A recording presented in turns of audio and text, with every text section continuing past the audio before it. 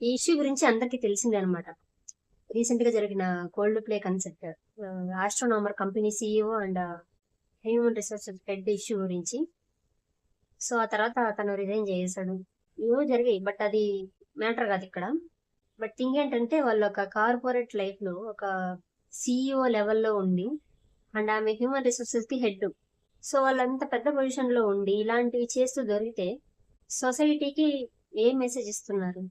And వాళ్ళంత పెద్ద position లో ఉండి ఇలా చేస్తున్నారంటే నార్మల్ పీపుల్ ఏమనుకుంటారు, "ఓ, ఇది తప్పు కాదేమో, ఇది కామన్ ఏమో ఆ కార్పొరేట్ లైఫ్ లో" అని ఈజీగా తీసుకొని వాళ్ళు అలా బ్యాడ్ వేలో వెళ్ళడానికి అవకాశాలు చాలా ఉన్నాయి.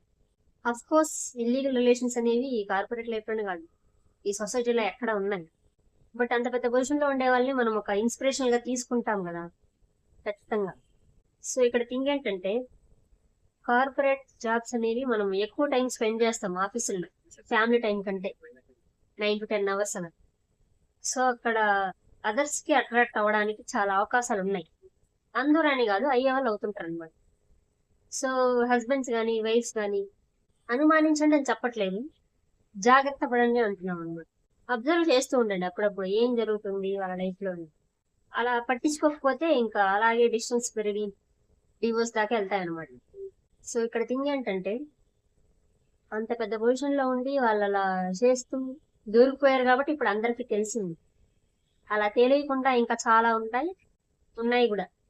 కార్పొరేట్ ఎథిక్స్ అంటూ కొన్ని ఉంటాయి కదా, వాటిని మనం లిమిట్స్ క్రాస్ అవ్వకూడదు అనమాట. కార్పొరేట్ ఎథిక్సే కాదు, అసలు హ్యూమన్ ఎథిక్స్ అనేవి ఉంటాయి కదా. మిమ్మల్ని నమ్ముకున్న వాళ్ళని ఎప్పటికీ వాళ్ళ నమ్మకాన్ని కోల్పోవద్దు.